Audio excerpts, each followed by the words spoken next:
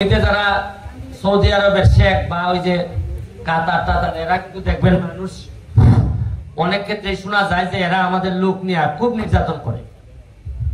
আমরা আল্লাহ রাসূলের দেশ, এই কারণে এদের ব্যাপারে কিছু বলি না, মনে করি যে এখানে এই রাসূলের দেশ যেহেতু আমরা কিছু মনে করি না, যে যা করে কিছু আমরা সহ্য করে নেই। তা আমার কাছে মনে হয়েছে যে কি কারণে এদের এত রাগ, মানুষ মারে। ওই গাছ যে নাই, গাছে ছায়াটা দিলে তো কিছু মনের মধ্যে এই কিছু করোনা বা মানুষের আবেগ ভালোবাসা জন্মাইতো।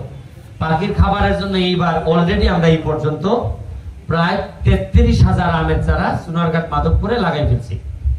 আগামী ৩ তারিখে আবার ২৮,০০০ আমের চারা আইতেছে, মানে ৩৩,০০০ আর ২৮,০০০ সব মিলায় প্রায় ৫০,০০০ যদি হয়, ৫০,০০০ হইলে প্রতিটা চারার দাম পড়তেছে মিনিমাম ৫২ টাকা করে।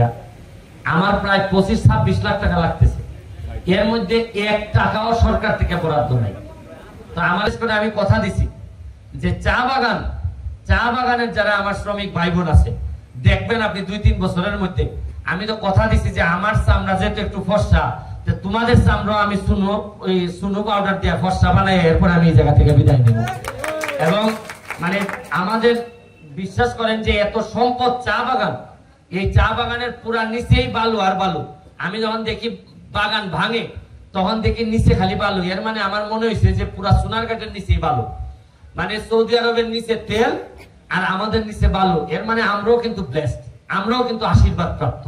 আমাদের সম্মানিত উপস্থিতি, এই পর্যায়ে আমাদের মাঝে বক্তব্য রাখবেন, যার জন্য আমরা অধীর আগ্রহে বসে রয়েছি এবং যার সানুগ্রহ উপস্থিতি আমাদের এই কৃষি প্রযুক্তি মেলার সৌন্দর্যকে অনেক গুণে বাড়িয়ে দিয়েছে। আমাদের হবিগঞ্জ সোনারঘাট আসনের সম্মানিত মাননীয় সংসদ সদস্য ব্যারিস্টার সৈয়দ সাইদুল হক সুমন এমপি মহোদয়। শুরু করিতেছি মহান আল্লাহর নামে, যিনি পরম করুণাময় এবং অত্যন্ত দয়ালু। আজকের মেলাটা আমার জন্য গুরুত্বপূর্ণ অন্যান্য যে কোনো মেলার চেয়ে। কারণ আপনাদের মনে আছে কিনা যে গত বছর আমি এমপি হওয়ার ১ বছর আগে আমি প্রায় ৩৭,০০০ আমের চারা লাগাইছিলাম। আমার একটা বিশ্বাস ছিল যে গাছ যেভাবে কাটা হয়েছে সোনারঘাট, এইগুলারে যদি আবার পরিপূর্ণ করা না হয় তাহলে সোনারঘাটের পরিবেশ বাঁচানো খুবই কঠিন হবে। গাছ কাটলে যে খালি গরম বাড়ে তা না, গাছ কাটা বা এরকম শূন্য মাটিতে মানুষের মাথাও কিছু গরম থাকে। দেখবেন যে খুব দ্রুত রাগ উঠে যায়। মরুভূমিতে যারা সৌদি আরবের শেখ বা ওই যে কাতার টাতার এরা কিন্তু দেখবেন মানুষ অনেক ক্ষেত্রে শোনা যায় যে এরা আমাদের লোক নিয়ে খুব নির্যাতন করে।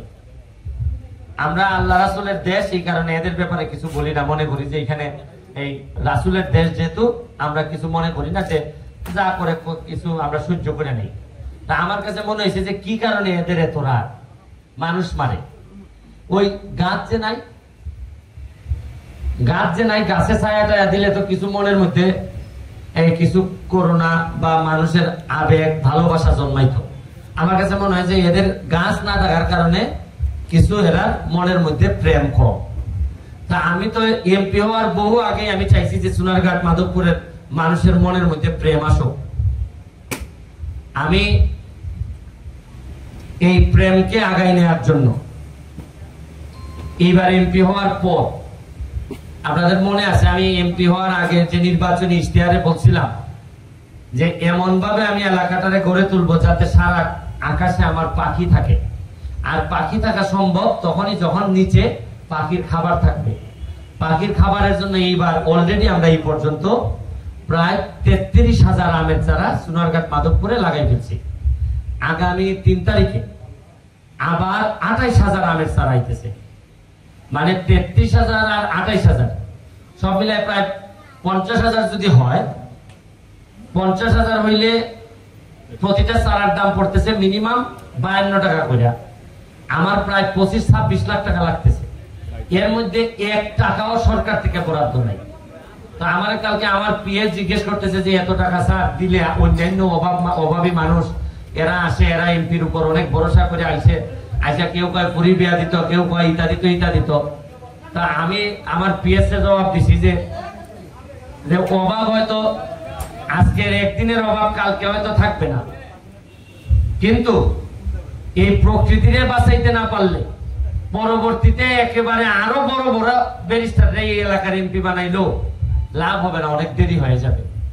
এখন আগে অক্সিজেন বাড়াও, তারপর না হয় আমরা অভাব কমাই মনে। এখন না হয় না খাইয়া থাকি সবাই, আগে গাছ গাছালিতে পরিপূর্ণ করো। আজকে যে এই মেলাটা আরো 5000 আমের কিসের চারা আছে আমাদের বন বিভাগ থেকে দিবে।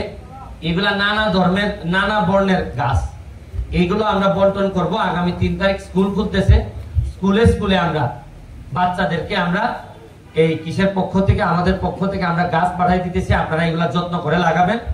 আমি কৃষি অফিসার, আমাদের এসিলেন মহোদয়, আমাদের ভাইস চেয়ারম্যান, নতুন 2 ভাইস চেয়ারম্যান, আমাদের চেয়ারম্যান বৃন্দ এখানে যারা আছেন সবাইকে আমি শুভেচ্ছা জানাচ্ছি যে কাজ করার মানসিকতা নিয়ে সামনের দিকে আগাই যেতে হবে। কারণ আপনারা আমরা পুরা এইবারের প্রশাসন পুরাটাই মোটামুটি নিজের পায়ে দাঁড়াইতে এই জায়গা পর্যন্ত আসতে হয়েছে। আশা করি কেউ ডাকুক না ডাকুক, কেউ করুক না করুক, আমরা আমাদের নিজেদের যোগ্যতা নিয়েই আমরা আগাই যাব। এখানে আরো যারা আছেন আমি সবাইকে আমার ব্যক্তিগত পক্ষ থেকে ধন্যবাদ জানাচ্ছি। আর আজকে একটা খেলার দাওয়াত দিচ্ছি আমাদের কসবার সাথে। আপনারা ব্রাহ্মণবাড়িয়ার কসবা মানে আমাদের মাননীয় আইনমন্ত্রীর এলাকা, কসবার থেকে একটা ফুটবল টিম আসবে আমাদের সোনারঘাটে টিস স্কুল মাঠে। কসবা বনাম সোনারঘাট আমাদের একটা ফুটবল ম্যাচ হবে, এখানে আপনারা আসবেন। শুধু কষ্ট করলেই হবে না, কিছু আনন্দ তো নেওয়া লাগবে নাকি? আমরা সোনারঘাটের মানুষ কোনোভাবে আর মানসিক অসুস্থ হইতে আমি দিব না। আর বিশেষ করে আমি কথা দিছি যে চা বাগানের যারা আমার শ্রমিক ভাই বোন আছে, দেখবেন আপনি 2-3 বছরের মধ্যে, আমি তো কথা দিছি যে আমার চামড়া যেহেতু একটু ফর্সা, তোমাদের চামড়া আমি সুনো পাউডার দিয়ে ফর্সা বানাই, এরপর আমি এই জায়গা থেকে বিদায় নেব। এবং মানে আমাদের বিশ্বাস করেন যে এত সম্পদ চা বাগান, এই চা বাগানের পুরা নিচেই বালু আর বালু।